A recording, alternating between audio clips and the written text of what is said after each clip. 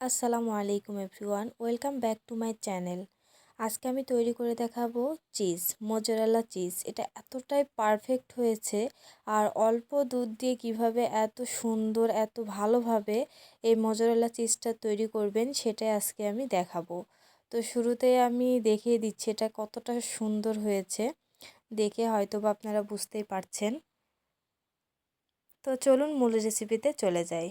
তো এখানে আমি মাত্র হাফ কেজি গরুর দুধ নিয়েছি, আর হাফ কেজি গরুর দুধ নিয়েছি। এটা কুসুম গরম যখন হবে, আঙ্গুলটা আপনি 40-50 সেকেন্ড সহ্য করতে পারবেন, তখন এখানে দিয়ে দিবেন ভিনেগার। আর ভিনেগারটা একবারে দেয়া যাবে না, আমি প্রথমে 1 চামচ দিয়ে দিচ্ছি। আর এই পর্যায়ে চুলাটা অবশ্যই বন্ধ করে দিতে হবে, চুলাটা জ্বালানো যাবে না। তো অল্প অল্প করে দিচ্ছি আর নেড়ে নিচ্ছি, এটা নাড়া বন্ধ করা যাবে না, দিতে থাকতে হবে আর নাড়তে থাকতে হবে।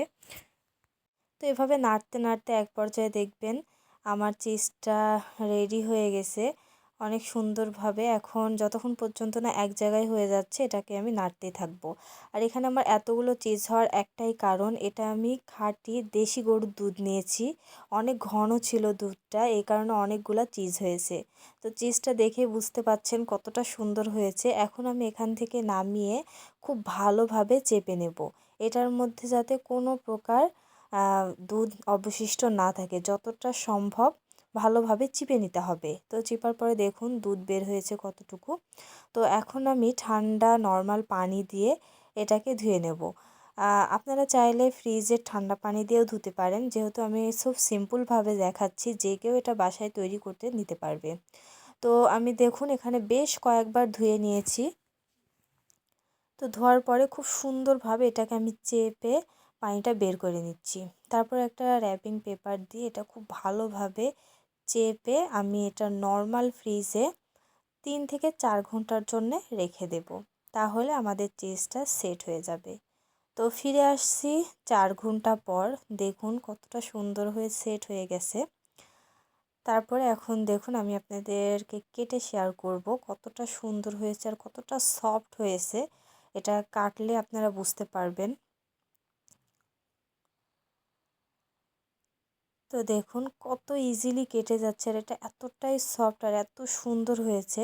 এটা আমি শুরুতেই দেখিয়ে দিয়েছি চিজটা কতটা পারফেক্ট হয়েছে। তো আমি এভাবে আরও কয়েকটা কেটে নেব। এটা একটু পাতলা হয়ে গেছে, হালকা একটু মোটা করে কাটার চেষ্টা করবেন। আর একটা চিজ বল দিয়ে আপনারা একটা পিৎজা হওয়ার পরেও একটু বেঁচে যাবে, অনেকখানি চিজ হয়েছে এখানে। তো এখন আমি দেখুন ভেজে শেয়ার করছি।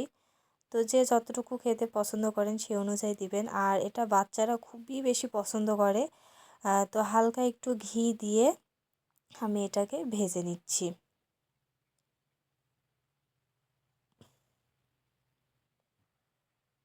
এটা প্রতিদিন সকালে বাচ্চাদেরকে দিবেন, টিফিনে দিতে পারেন, পিৎজা যে কোনো কিছুতে আপনারা এই চিজটা খেতে পারবেন, খুবই টেস্টি হয়।